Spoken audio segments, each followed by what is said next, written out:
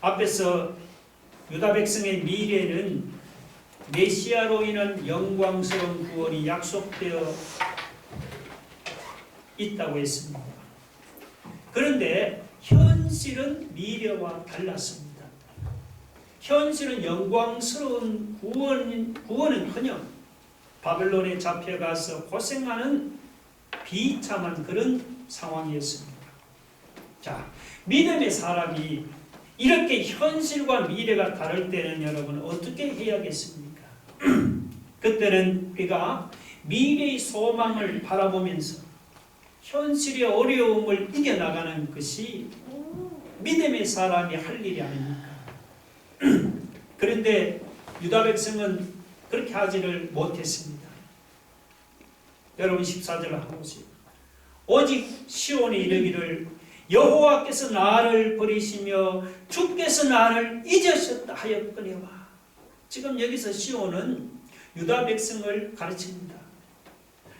유다 백성들은 바벨론으로 사로잡혀가자 미래의 그 영광스러운 소망을 잊어버리고 당장 어려운 현실만을 바라보면서 하나님이 자기들을 버리시고 잊어버렸다고 그렇게 탄식을 했습니다. 여호와께서 나를 버리시며 주께서 나를 잊으셨다는 것은 이제 나는 완전히 끝장났다는 그런 말입니다. 유다 백성들이 현실이 어렵다고 이제 우리는 완전히 끝장났다.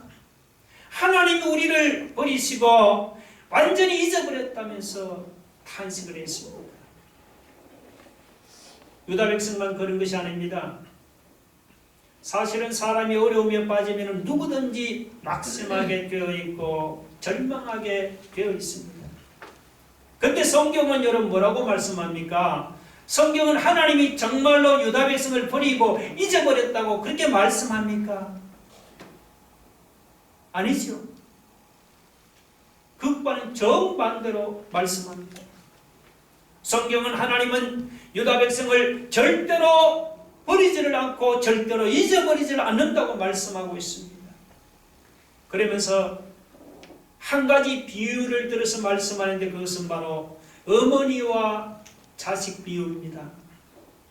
여러분 15절 그 밑에 보면 여인이 어찌 그 젖먹는 자식을 잊겠으며 자기 태에서 난 아들을 긍휼히 여기지 않겠느냐 그렇게 말씀했습니다. 세상에서 가장 끊을 수 없는 관계가 바로 어머니와 자식의 관계가 아니겠습니까?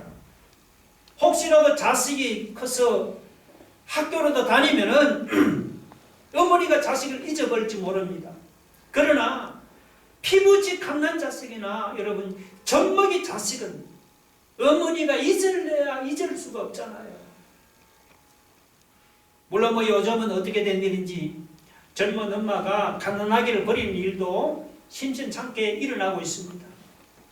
그런데 여러분 하나님은 뭐라고 말씀합니까? 15절을 보니까 그들은 혹시 잊을지라도 나는 너를 잊지 아니할 것이라. 어머니는 혹시 자기 태에서 태어난 자식을 잊어버릴지라도 나는 너를 잊지 아니할 것이라. 하나님은 유다 백성을 결코 잊지를 않으십니다. 16절에 보면 하나님은 유다 백성이 뭐라고 말씀해요? 내가 너를 손바닥에 새겼고 그렇게 말씀합니다. 손바닥에 새겼다. 요즘은 전화번호나 이름을 휴대폰에다가 곧바로 저장하면 되죠. 그런데 휴대폰이 없던 옛날에는 여러분도 그랬죠. 수첩에다가 일일이 전화번호나 이름을 메모했잖아요. 그래서 혹시라도 수첩을 놓고 오면 그때는 급하면 그냥 손바닥에 전화번호를 이렇게 적어두었다가 나중에 수첩으로 옮겨 적고 그렇게 했죠. 그런데 이 손바닥에 적어 놓은 것은 말이죠. 수첩에다가 바로 옮겨 적지를 않으면 혹시나 손에 땀이라도 이렇게 묻고 하면 금방 어떻게 됩니까? 지워지죠. 그런데 하나님은 유다 백성의 이름을 손바닥에 적어 놓은 것이 아니고 뭐라고 합니까? 새겨 놓은 문신처럼 하나님의 손바닥에다가 새겨 놓았기 때문에 절대로 지워지지 않습니다. 하나님은 유다 백성을 잊지 않도록 손바닥에 그냥 새겼어. 그렇게 유다 백성을 기억하십니다.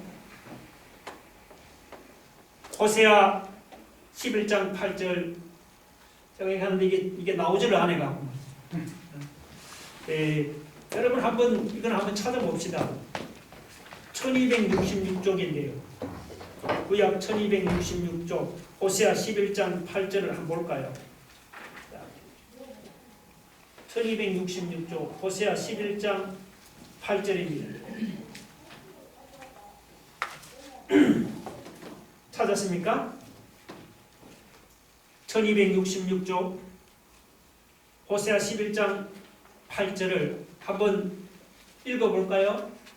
찾았으면 자 1266쪽 다 같이 11장 8절입니다. 1266쪽 자 시작. 에브라임이여 내가 어찌 너를 놓겠느냐, 이스라엘이여 내가 어찌 너를 버리겠느냐, 내가 어찌 너를 아드마같이 놓겠느냐, 어찌 너를 소고임같이 두겠느냐. 내 마음이 내 속에서 돌이켜 나의 긍휼이 온전히 불붙었도다. 자, 에브라임이 내가 어찌 너를 놓겠느냐, 내가 너를 어찌 아드마같이 놓겠으며 어찌 너를 스보임같이 내가 버리겠느냐. 여기 아드마와 스보임은 소돔과 고모라 성이 멸망당할 때 함께 그 멸망당한 성읍입니다. 근데 이스라엘 백성들이 지금 하는 짓을 보면은 아드마나 스보임같이 멸망당해 마땅하지요. 그런데도 하나님은 내가 어찌 너를 아드마같이 놓겠으며 내가 어찌 너를 스보임같이 버리겠느냐면서 그 범죄한 이스라엘 백성도 하나님은 버리지를 않고 잊어버리지를 않고 기억하십니다. 오늘 우리도 유다 백성들처럼 여러분이 하나님이 나를 버리고 하나님 나를 잊어버렸다고 혹시 탄식합니까? 내가 부르짖어 기도해도 이렇게 응답이 없는 것을 보니 하나님이 나를 버리고 하나님이 나를 잊어버렸나 보다.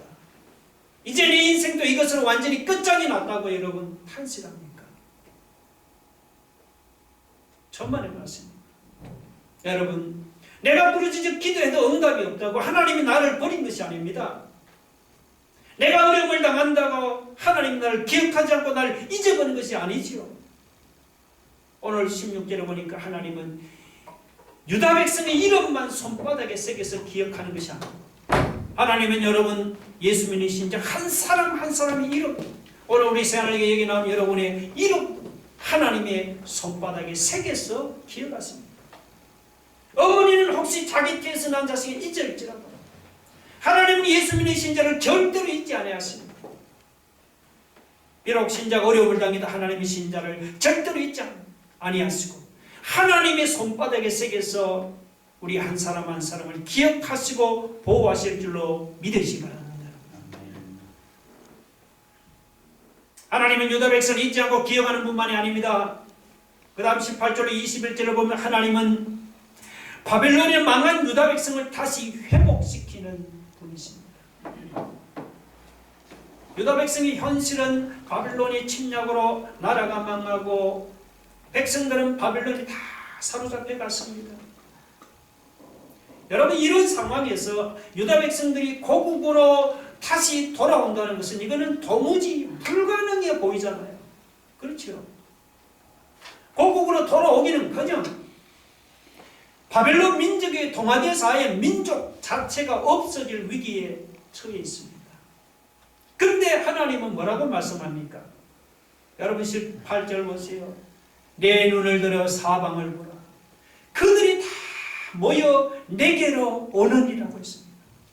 그들이 다 모여 내게로 오느니라. 이 그들은 유다 백성을 가르칩니다. 유다 백성들이 바빌론에 잡혀가서 동화되어서 없어지는 것이 아니고 오히려 사방 팔방에서 모여 유대 땅으로 다시 돌아옵니다. 눈을 들어서 그것을 보라는 것입니다. 여러분, 유다가 바벨론에 망하고 백성들이 사로잡혀간 후로 유대 땅은 어떻게 되느냐? 황폐하고 적막한 곳이 되어버렸습니다. 그런데 19절을 보면 말이죠, 하나님은 유다 백성들이 바벨론에서 다시 돌아옴으로써 그 황폐하고 적막했던 유대 땅이 어떻게 됩니까? 회복되고, 그리고는 주민이 많아졌어. 좁아지게 될 것이라고 그렇게 말씀하고 있어요.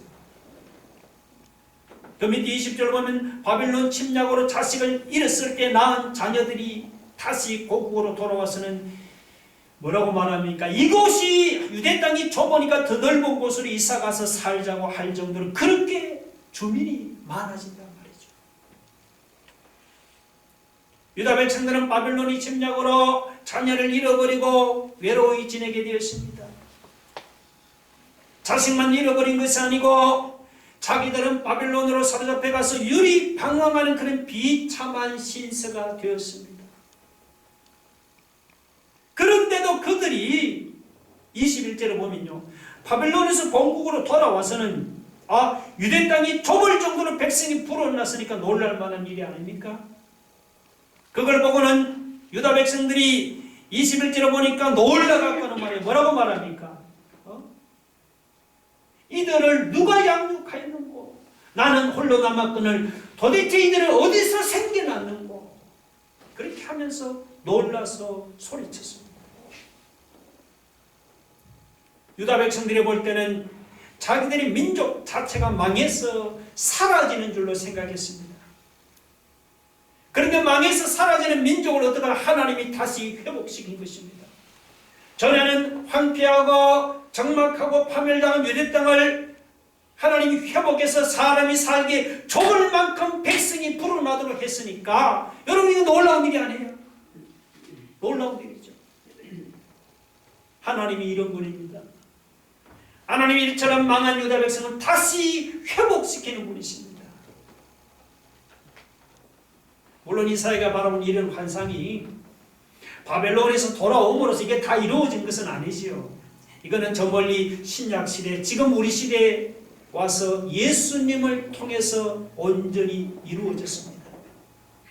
하나님을 모르는 불신자들이 지금 예수 그리스도를 통해서 사방 팔방에서 하나님께로 모여들고 있지 않습니까? 전에는 우리 기독교가 핍박을 당해서 땅 위에 없어지는 것 같았습니다. 멀리로는 로마 제국의 핍박이 그랬고 가까이로는 공산당의 핍박이 그랬습니다. 그런데 지금은 어떻습니까? 지금은 지구상에 사람이 살기에 좁을 만큼 예수 믿는 신자가 많이 불어나십니다. 자, 이것만 모아도 하나님 어떤 분입니까? 우리가 믿는 하나님은 망한 백성도 다시 회복시키는 분이면 틀림없습니다. 오늘 우리 중에도 여러분 이런저런 일 어려움을 당하는 사람이 있습니까? 오늘 나라가 망하고 바벨론에 사로잡혀간 유다 백성처럼 혹시 집안꼴이 망해가고 있습니까? 집안만 망해가는 것이 아니고 내가 하는 모든 일이 희망이 안 보입니까? 사방을 둘러보아도 모든 것이 막혀 있습니까? 아니 어디 가서 비빌 데도 없고 일어날 가망석도 안 보입니까? 우리는 어려운 현실만 바라보지 마시고 어려운 현실만 바라본다고 뾰족한 해결책이 나오는 것도 아닙니다. 오히려 어려운 현실을 바라보면 한숨만 나올 뿐이죠. 우리는 어려울 때는 어려운 현실을 바라보지 마시고 믿음으로 하나님을 바라보시기 바랍니다. 여러분, 우리가 바라보는 하나님은 어떤 분이에요? 아까 18절 보니까 내 눈을 들어 사방을 보라 그들이 다 모여 내게로 오느니라. 여러분, 우리가 바라보는 하나님은 저 바벨론에 사로잡혀간 유다 백성들을 다시 돌아오게 하시는 분이십니다. 19절로 보면 이는 내 황폐하고 적막한 곳들과 내 파멸을 당하였던 땅이 이제는 주민이 많아 좁게 될 것입니다. 우리가 바라보는 하나님이 이런 분이에요. 황폐하고 적막하고 파멸당한 땅을 회복해서 주민이 많아지게 하고 회복시키는 분입니다. 나라가 망해서 회복될 가망성이 전혀 안 보이는 유다 백성도 회복시키는 분이 바로 하나님이십니다. 여러분, 그 하나님, 오늘 우리가 당하는 어려운 문제 하나를 해결하지 못하겠습니까? 우리에게는 어려운 문제로 보이지만 하나님께는 전혀 어려운 문제가 아닙니다, 여러분. 믿음으로 우리가 하나님을 바라보시면 나라가 망한 유다 백성도 회복시키는 하나님께서 오늘 우리가 당하는 어려운 문제 정도는 근본하게 해결하실 줄로 믿으시기 바랍니다.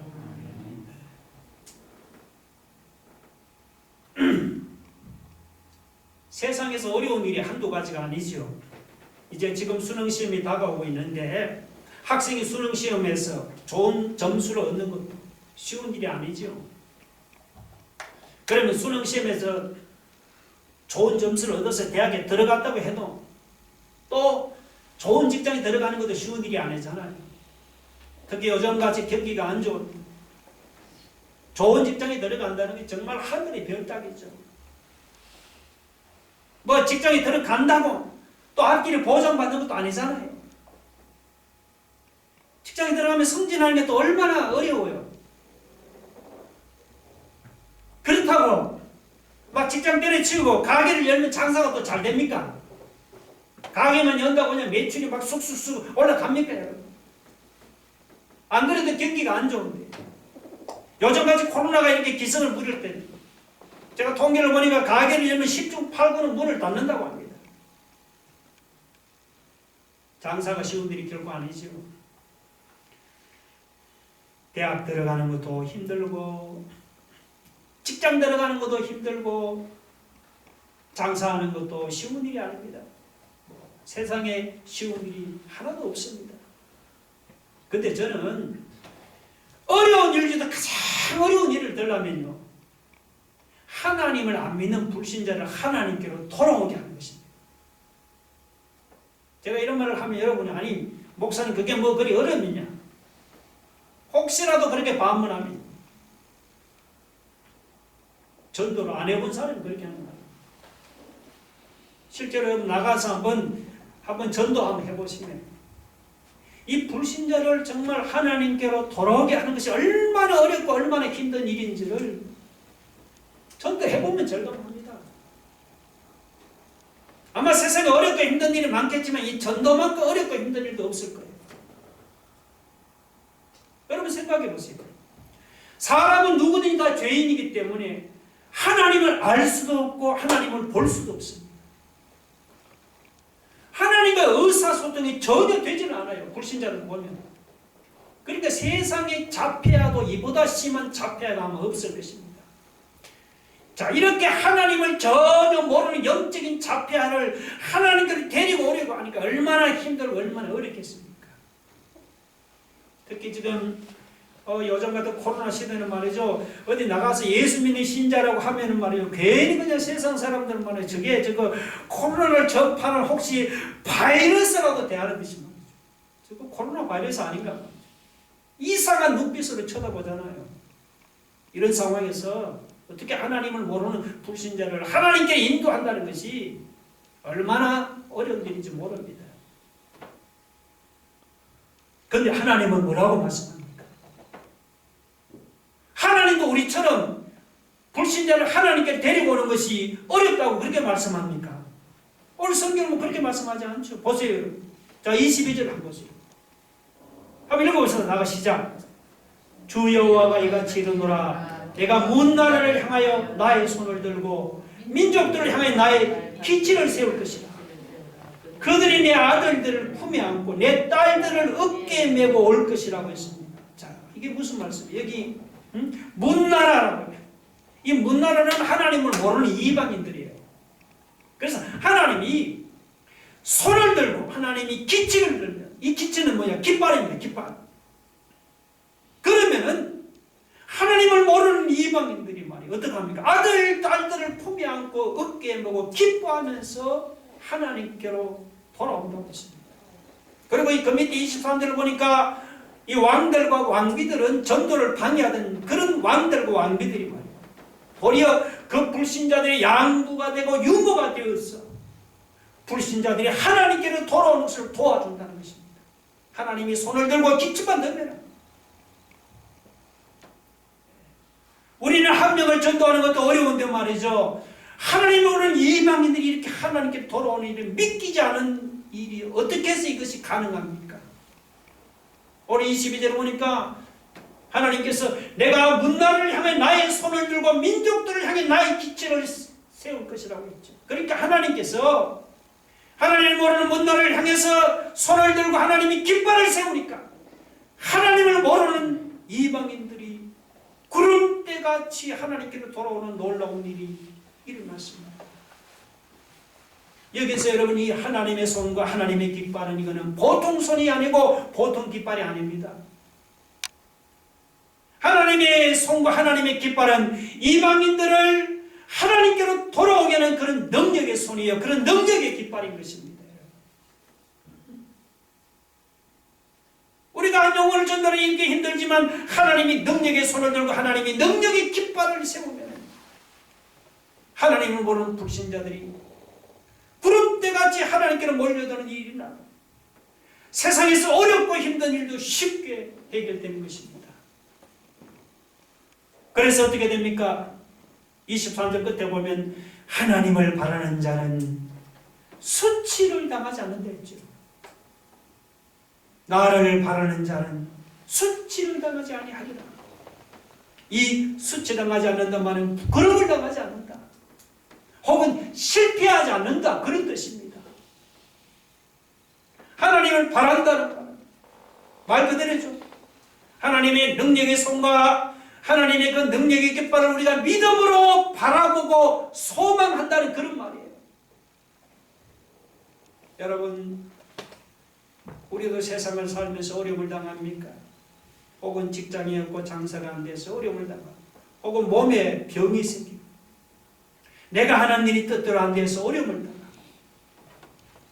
그럴 때 우리는 어려운 현실을 바라보지 마시고 하나님을 바라보고 소망하기 바랍니다. 믿음으로 하나님의 능력의 손과 하나님의 능력의 깃발을 바라보고 소망하기 바랍니다. 그러면 우리는 수치를 당하지 않습니다. 우리는 하나님의 절대로 실패하지는 않습니다. 세상에서 아무리 어렵고 아무리 힘든 일이라도 우리가 믿음으로 하나님의 그 능력의 손을 소망하고 우리가 하나님 그 능력의 깃발을 우리가 믿음으로 바라보는 사람은 모든 어려운 문제를 간단하게 해결할 줄로 믿으시기 바랍니다.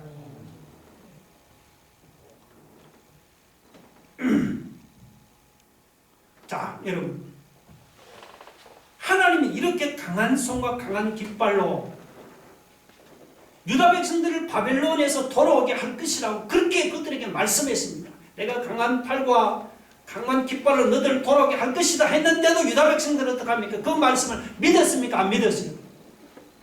믿지를 않았어요. 자기들이 볼 때 지금 바벨론 군대는 다 뭘로 보입니까? 다 용사요, 다 승리자로 보였습니다. 이렇게 자기들을 사로잡아간 바벨론 군대가 다 용사고 승리자인데 어떻게 그들의 손에서 약한 자기들을 구해낼 수가 있겠습니까? 그렇게 생각한 거예요. 그래서 하나님이 22절에서 내가 손을 들고 기치를 세워서 너희들을 데리고 올 것이라 하니까 유다 백성이 뭐라고 얘기를 하는지 24절 한번 읽어볼까요? 다 같이 시작. 용사가 빼앗은 것을 어떻게 도로 빼앗으며 승리자에게 사로잡힌 자를 어떻게 건져낼 수 있으냐? 있다는 말이에요. 없다는 말. 이게 지금 유다 백성들이 하는 말이에요. 하나님이 내가 너희들을 다 돌아오겠다 하니까 하나님이 돌아오게 하면 쉽게 우리말로 내 손에 장을 찢겠다 이런 말이에요.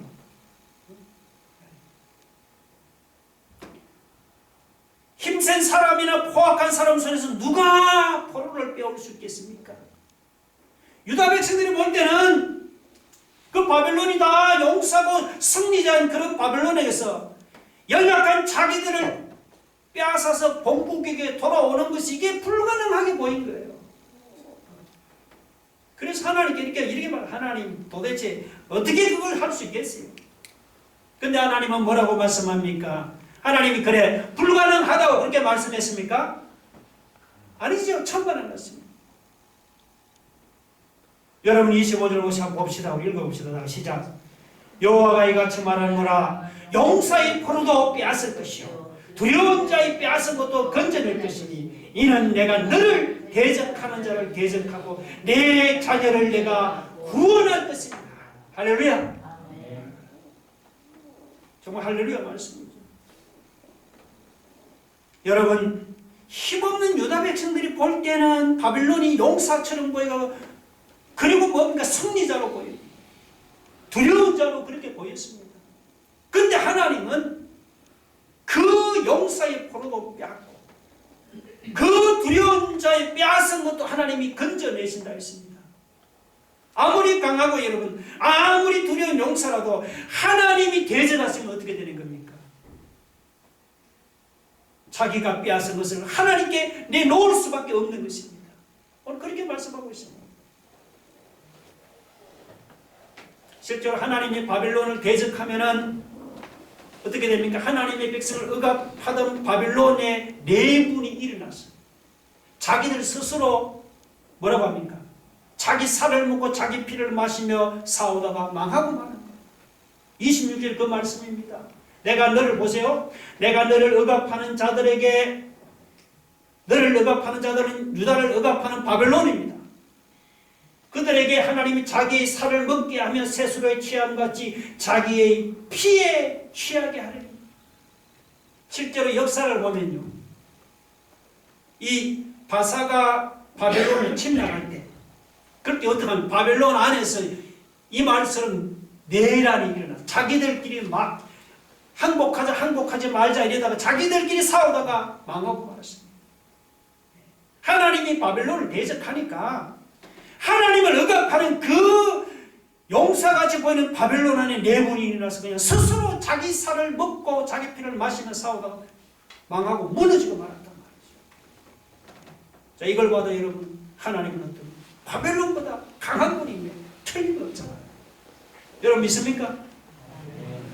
바벨론보다 강한 분이 아니고 마가복음 3장 보면 하나님은 마귀 사탄보다도 강한 분이라고 있습니다. 제가 찾아내서 마가복음 3장에 보면 예수님이 거기 귀신 들린 사람을 고쳐주니까 유대인들은 뭐라고 얘기를 합니다. 예수님이 귀신의 왕 바알세불을 힘입어서 귀신을 쫓아냈다고 그렇게 또 공격을 했었죠. 유대인들은 하여튼 이거 복받지 못한 민족입니다. 그때 예수님이 뭐라고 말을 하느냐니까 야 도대체 귀신이 자기들끼리 싸우면 귀신의 나라는 스스로 무너지지 않느냐 그렇게 말씀했습니다. 그러면서 강한 자가 무장을 하고 자기 집을 지키면 약탈할 수 없지요. 그렇지만 그 강한 자보다 더 강한 자가 와서 그 강한 자를 결박하면 언제든지 세간을 약탈할 수 있잖아요. 여러분 모든 사람이 이 마귀의 강한 세력에 결박되어서 마귀의 좋은 것을 하고 있는데 그 마귀보다 훨씬 강한 예수님이 오셔서 어떡합니까? 그 마귀의 모든 세력을 결박하고는 우리를 마귀의 손에서 빼앗은 것입니다.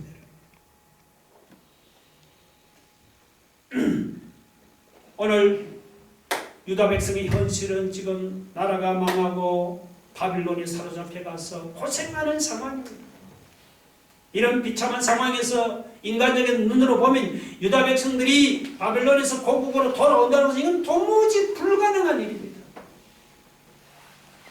근데 그들이 볼 때 불가능하다고 여러분 하나님이 보실 때도 불가능합니까? 아니잖아요.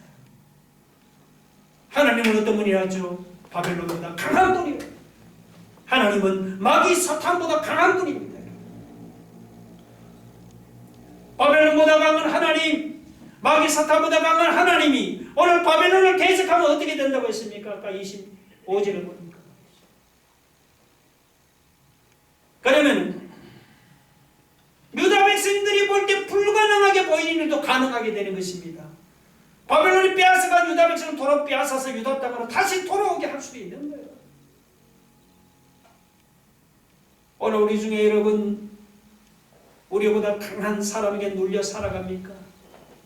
우리보다 돈 있는 사람이나 혹은 권세 있는 사람이나 혹은 빽 있는 사람에게 눌려서 살아가고 있습니까? 아니면 우리보다 강한 현실에 짓눌려서 어렵게 살아가고 있습니까? 하나님을 바라보시기 바랍니다.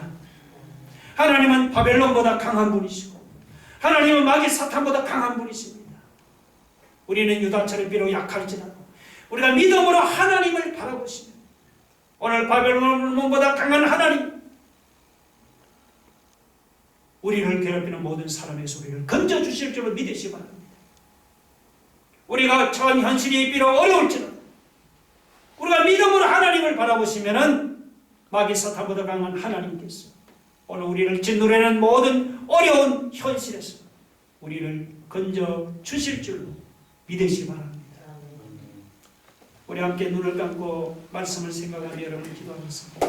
여러분, 하나님 어떤 분입니까? 하나님은 바벨론보다 강한 분, 하나님은 마귀 사탄보다 강한 분인데 우리가 그분을 바라보면은 하나님 우리를 괴롭히는 강한 사람에서 건져주시고 우리를 짓누르는 어려운 현실에서 건져주시고 있습니다. 여러분, 하나님이 능력의 성과 하나님이 능력의 깃발 그걸 바라보면 수치를 당하지 않고 실패하지 않는 것입니다.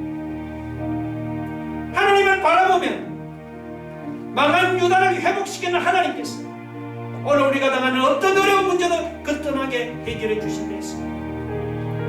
여러분, 하나님 오늘 저와 여러분 우리 한 사람 한 사람 이름도 하나님의 손바닥에 새겼습니다. 어머니는 혹시 자기 태어나서 잊을지 하나님은 우리를 절대로 잊지 아니하시오.